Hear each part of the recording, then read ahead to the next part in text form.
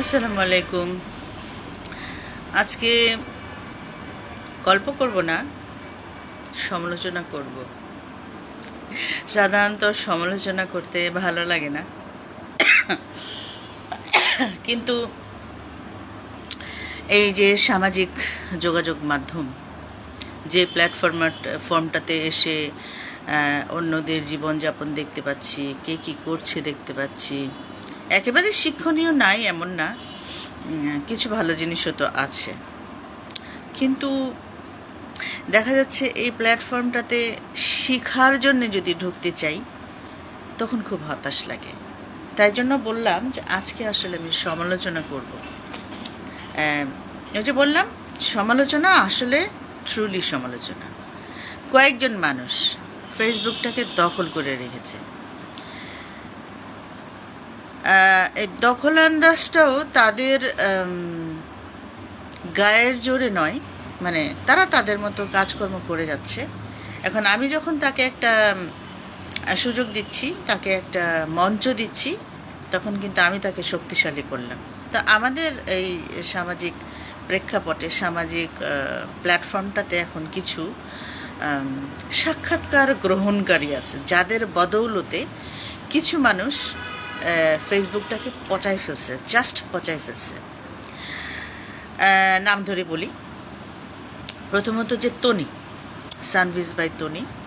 আমি একটা সময় ওনার কাছ থেকে অনেক কেনাকাটা করতাম, শাড়ি বেশি কিনেছি, ভালো লাগতো ওনার জিনিসগুলো বা ওনার চেহারাটা। যখন উনি ফারিয়াস মিররের সাথে কাজ করতেন তখন থেকে তাকে আমার একটু ভালো লাগতো আর কি। তো যাই হোক, ভালো লাগা চলতে চলতে একটা সময় দেখতে পাচ্ছি যে ওনার আচরণটা খুব বেশি আমার কাছে ভালো লাগছে না।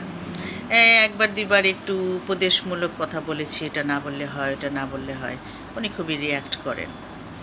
তারপরে কিছুদিন আগে তার হাজব্যান্ড অসুস্থ।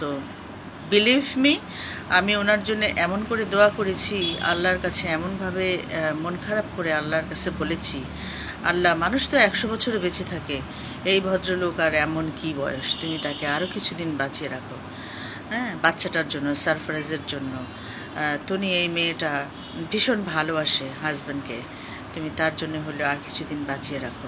মানে মনের দোয়াটা কিন্তু আমি আমার মন থেকে করেছি। যাই হোক, আল্লাহর সিদ্ধান্ত, মহান আল্লাহ তাআলা তাকে নিয়ে নিছে, ভালো কথা। এটা ভালো কথা, আল্লাহ মানে মানতে হয় আমাদের, মানলাম। মানে আগে পরে সে যেমনই ছিল, সে আমি তাকে নিয়ে আরও দুই একবার সমালোচনা করেছি। এখন যেটা করি, উনি তো শোকাহত, তাই না? ওনার কষ্টের দিন যাচ্ছে এখন। হ্যাঁ, অবশ্যই ব্যবসা চালাতে হবে, পেট চালাতে হবে, ফলে তাকে লাইভে এসে দাঁড়াতে হবে, জিনিসপাতি বিক্রি করতে হবে, সব ঠিক আছে। তা আমার কথা যে উনি বেশি খুব রেডি হয়ে থাকে যে উনি ওনার কমেন্টসগুলো পড়বে, এবং সে কমেন্টসের থেকে ভালো কমেন্টস একটাও পড়ে না। উনি তো জানেন যে ওনার জন্যে অনেক খারাপ কমেন্টস অনেক ছেলেরা, মেয়েরা, মানুষ লিখতে থাকে। তো একটা সময় এগুলাকে রিয়্যাক্ট করেছো, নাচানাচি করেছো, গালাগাল করেছো, সেই জন্য আমাদের সাক্ষাৎকার গ্রহণকারী যে ভাইয়েরা আছে তারা ওনাকে ভাইরাল করেছে। তো এখন তো বাবা তুমি মন থেকে একটু দুর্বল আসো, মনে কষ্ট আছে, তোমার হাজব্যান্ড তোমার পাশে নাই, মানে দৃশ্য তো নাই, হয়তো তুমি মনে মনে তাকে পাশে রাখো, সেটা আমরা সবাই করি। প্রিয়জন হারাইলে মনে করি না চিরকালের জন্য চলে গেছে, তারপরে আমরা কিন্তু ধৈর্য রাখতে পারি না। তো তোমার কেন ভাই এই ব্যাড কমেন্টসগুলো পড়তে হবে, সেগুলো পড়ে মন্তব্য করতে হবে? দরকারটা কি? তুমি তোমার ব্যবসাটা চালাও, তোমার যেভাবে লাইফ করার করো, মানুষ বলবে তুমি সাজছো কেন, তুমি বসছো কেন, তুমি হাসছো কেন, সেগুলোর উত্তর দেওয়ার দরকার কি? আচ্ছা, তো ওনাকে আমি দেখতেছি যে মানে একেবারে সেলিব্রিটি, কি আমাদের দেশের শাবানা ববিতাও মনে হয় এইরকম মনোযোগটা পায় নাই।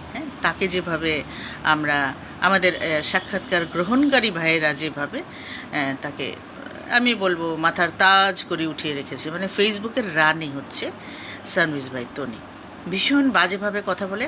আচ্ছা, আরেকটা জিনিস, এক তো হলো সে খুবই অ্যাগ্রেসিভ, তার মানে মানুষকে উত্তর দেওয়ার ধরনটা খুবই অভদ্র। তারপরে সে ভুলভাল উচ্চারণ করে নিজের শিক্ষার বড়াই করবে, এটা আবার আমি একদম পছন্দ করতে পারি না। যেমন অনেক সময় বলবে এটা আমার বেডরুম, হ্যাঁ, এটা আমার প্যাট। প্যাট কী রে ভাই? ওটা তো পেট, উচ্চারণটা তো জানতে হবে। বেডরুম কি? ওটা হচ্ছে বেড, এটা আমার বেডরুম। আর বেডরুম দেখানোর কি আছে? হোম ট্যুর করতেছো তুমি? আচ্ছা, হোম ট্যুর করলা, তাহলে উচ্চারণ শিখে আসো। কিছুদিন আগে দেখলাম তার হাতে কতগুলো আংটি ছিল, পাথরের আংটি। সেইটা নিয়ে কেউ একজন জিজ্ঞাসা করছে এগুলা কোথা থেকে পেয়েছো? সে উত্তর দিল এটা 1 টাকা 2 টাকার আংটি না। আরে বাবা, তোমাকে তো টাকার কথা জিজ্ঞেস করে না, জিজ্ঞেস করছে কোথায় পাইছো, যেখান থেকে পাইছো সেটাই বলো। সেটা না বলে তো সে যা ইচ্ছা তাই বললো, দাম টাম নিয়ে। মনে হয় যেন ওনার মতো বড়লোক এই বাংলাদেশে আর দ্বিতীয়টা নাই, ওনার মতো ধনী পয়সাওয়ালা ইন্ডিপেন্ডেন্ট মহিলা আর দ্বিতীয়টা নাই, এমন একটা ভাব করলো। এবং শেষ পর্যন্ত একটা উচ্চারণ করে আমার মাথাটা জাস্ট গরম করে দিল। কি যেন বললো? অ্যারিস্টোলজার। আচ্ছা বলেন, অ্যারিস্টোলজার কি? অ্যাস্ট্রোলজার কথাটা বলতে না পারলে এ শিক্ষার কী দাম? যাই হোক, মানে আমার ভীষণ বিরক্ত লাগে এই ফেসবুকের এই একজন যে খামাখা চেহারাটা দেখায়, খামাখা আমাদের যারা ইন্টারভিউ নেন, যারা, তাদের দৃষ্টি আকর্ষণ করতেছি, ভাই একটু বন্ধ করেন না। এদেরকে দেখে আমাদের বাচ্চারা, আমাদের ভাই বোনেরা বা আমরা নিজেরা কিচ্ছু শিখতে পারছি না, বরঞ্চ অ্যাগ্রেসিভ হতে শিখছি, যেটা নাকি সমাজকে ধ্বংস করছে। সো আমি তাদেরকে বলবো একটু সচেতন হন। এদেরকে দিয়ে আর এই ফেসবুকটাকে সত্যি আর কালারফুল করবেন না। ফেসবুকটাকে সুন্দর করার কিন্তু আরও অনেক বিষয় আছে, সেগুলোর দিকে ধ্যান দেন। এরপরে আমি আরেকজনের সমালোচনা করব, সে হচ্ছে বর্ষা চৌধুরী। উনি হচ্ছে বিবাহ কুইন, মানে বিয়ে করতে এসে একটার পর একটা কি একটা উদাহরণ, একটা মানে বিয়ের পক্ষে যুক্তি হলো কি, তার মেয়ে তাকে অনুমতি দিয়েছে, তার মেয়ে তাকে বলেছে যে তার ছোট ভাই বাবার আদর পায়নি। আরে বাবা, স্টেপ ফাদার কোনোদিন বাবার আদর দেয়? মেয়ে বললো আর বিয়ে করলাম। আচ্ছা, আরেকটা খোড়া যুক্তি দেন উনি। আচ্ছা, বিয়ে করবো না তাহলে কি লিভ ইন করবো? আরে বাবা, মেয়েরা তাদের স্বামী হারালে কি সবাই লিভ ইন করে? কেউ কি বাচ্চা কাচ্চা নিয়ে দিন কাটায় না? তার উপরে ওনার বিজনেস আছে, বাবা মা আছে, তার উপরে ওনার গান টান গাওয়ার ব্যাপার আছে, অভিনয় করে, সিনেমা করে, ডিএ তাইবকে ভাইটাকে একে তাকে, ওনার কিন্তু ব্যস্ত হওয়ার অনেক সময় আছে। তাহলে বিয়ে করতে হবে কেন বাবা তোমার? তাহলে তুমি হচ্ছে একটা বিয়ে কুইন। তাহলে আমাদের মেয়েরা, আমাদের বোনেরা, আমরা তো আমরা 50-60-এ যাও তো মনে হবে না বর্ষা চৌধুরী 5টা করলে আমি 2টা করবো, সমস্যা কী? তাহলে কি শিখতেছি? খুবই বাজে কিছু শিখতেছি। এইখানেও আমি যারা এই এই জিনিসটাকে এগিয়ে দিচ্ছেন, সামনে এনে পরিস্ফুটিত করছেন, মানে যারা সাক্ষাৎকার গ্রহণ করছেন, তাদের দৃষ্টি আকর্ষণ করি, প্লিজ বন্ধ করেন এগুলা। এই সমস্ত মানুষদেরকে আর ফুটাই তুলেন না, একটু বন্ধ করেন। তারপরে বলি বাড়ির শখ। আমাদের উনি নাকি ইন্ডাস্ট্রিতে আছে, আমি ঠিক বুঝলাম না বাড়ির শখ কোন ইন্ডাস্ট্রিতে বিলং করে। আর যে সমস্ত কথাবার্তা বলে শুনলে আর নিজের যে শিক্ষা দীক্ষা এগুলো ভুলে যাই। কি কি খুব ভালো ভালো জামা কাপড় নাকি মডেলরাই পড়ে। উনি কোন ছাতার মডেল? হ্যাঁ, একটা কাপড় পরে পিঠ খোলা রেখে রাস্তাঘাটে ঘুরে বেড়ালেই যদি মডেল হয়ে যায়, আর সারাক্ষণ যদি কী জানি গাল চিপাবো আমি, এই জন্য আমি একটা অপারেশন করলাম, নাক ফুটাবো আমি একটা অপারেশন করলাম, ঠোঁটটাকে বড় করে ফেললাম, এগুলা মডেল? এদেরকে নাকি আবার আমরা লাখ লাখ টাকা দিয়ে চিনতে হয়।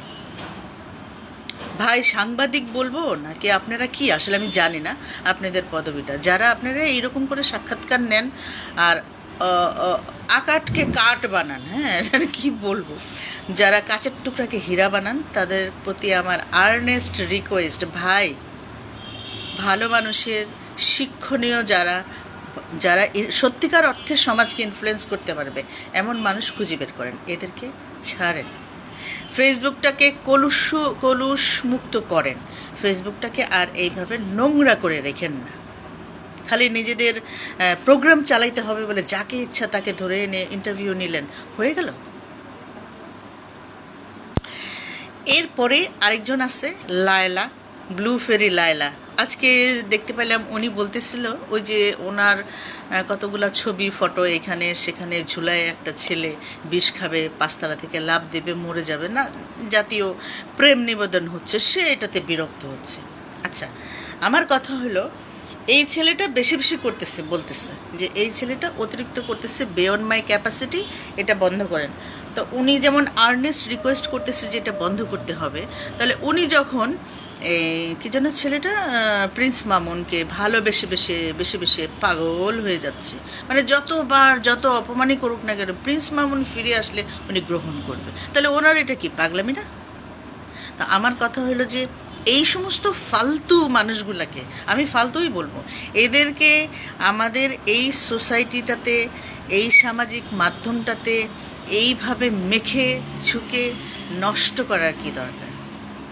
যারা অন্তত সাক্ষাৎকার নিচ্ছেন তাদেরকে বলি, সমাজে অনেক লোক আছে, অনেক মানুষ আছে নীরবে নীরবে এই সমাজটাকে পরিবর্তন করতেছে, এই সমাজের জন্য কাজ করতে, সেই সমস্ত মানুষকে খুঁজে বের করেন। আজাইরা কামে এই সমস্ত ফালতু মানুষদেরকে নিয়ে ফালতু আলোচনা করবেন না। ফেসবুকটাকে একটা শিক্ষণীয় প্ল্যাটফর্মে দাঁড় করান, আপনাদেরই সেই ক্ষমতা আছে। যেমন আপনারা এদেরকে নিয়ে একদম ডুব দিছেন, ডুব সাঁতার খেলতেছেন, তেমনি আমি বলি প্লিজ উঠে আসুন, ওই জঘন্য নোংরা পরিবেশ থেকে উঠে আসুন, এগুলাকে আড়াল করেন, আমাদের ছেলে মেয়েদেরকে সুস্থ মানসিকতা নিয়ে বেঁচে থাকতে দেন। এটা আমার আর্নেস্ট রিকোয়েস্ট। আজকে এই ভিডিওটা আমি আসলে সত্যি খুব বাধ্য হয়ে করছি যে এইগুলা জিনিস নিয়ে আমাদের এই সোসাইটিটা নষ্ট হয়ে যাচ্ছে। পড়াশোনা নাই, শুধু টিকটক আর বিনোদন, বিবাহ বিনোদন, প্রেম বিনোদন। প্রেম বলে তো কিছু নাই এখনকার যুগে। এখনকার যুগে প্রেম বিনোদনটা কি? একটা ছেলে একটা মেয়ে ঝোপে ঝাড়ে যাবে, যা ইচ্ছা তাই করবে, সেক্সুয়াল কোনো লার্নিং নাই, সেই জিনিসগুলোকে প্র্যাকটিস করবে। এইটা এই সোসাইটিকে প্রমোট করতেছেন আপনারা। যাই হোক, আমি আজকে এই চারজনকে নিয়ে কথা বললাম। আমার মনে হয় আসলে আমি কথা বলতে বাধ্য হইলাম, কারণ আমি খুব শান্তিপ্রিয় মানুষ, এইভাবে মানে খুব শান্তভাবে সমাজে বসবাস করি, বাট আমিও কিন্তু ইনফ্লুয়েন্স করি। হ্যাঁ, আমিও কাজ করেছি বাংলাদেশ, বিদেশ, আমি দেশে বিদেশে কাজ করেছি। আমি জানি সমাজকে কীভাবে পরিবর্তন করতে হয়। এই সমস্ত নাঙ্গুপুঙ্গু ড্রেস পরে, হ্যাঁ, চেহারার মধ্যে মেকআপ দিয়ে, দুনিয়ার আইশ্যাডো মাইশ্যাডো লাগায়, মেকআপ টেকআপ করে আসলে সমাজকে পরিবর্তন করা যায় না। একটা সোসাইটিতে ভালো একটা মেসেজ দিতে হলে মেকআপ করেই আসতে হবে, সুন্দর করে গয়না পরে আসতে হবে, নট দ্যাট। সুতরাং যারা নাকি হ্যাঁ যেটুকু প্রয়োজন একটা সুন্দর সমাজে দাঁড়ানোর জন্য, একটা প্ল্যাটফর্মে আসার জন্য যেটুকু প্রয়োজন সেটুকু করতে হয়, করব, সেটুকু বুদ্ধি আমারও আছে। তো যারা নাকি এই পেশাতে আছেন, যারা নাকি ইন্টারভিউগুলো নিচ্ছেন, এই মানুষগুলোকে সবার সামনে তুলে আনতেছেন এবং সমাজটাকে বুঝাচ্ছেন এরাই হচ্ছে সমাজ। তাইলে ভাই আমি বলবো আমাদের ছেলে মেয়েদেরকে প্লিজ শান্তভাবে, সুন্দরভাবে, ভদ্রভাবে বাঁচতে দেন, সোসাইটিটাকে তৈরি করতে দেন। এইভাবে আর ইন্টারভিউ নিয়েন না, এই সমস্ত মানুষদের ইন্টারভিউ নিয়েন না।